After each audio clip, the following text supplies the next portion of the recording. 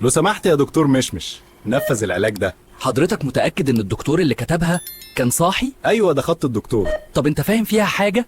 ولا كلمة. حلو قوي، انا كمان. يبقى هنمشي على البركة ونختار علاج يريح بالنا. خط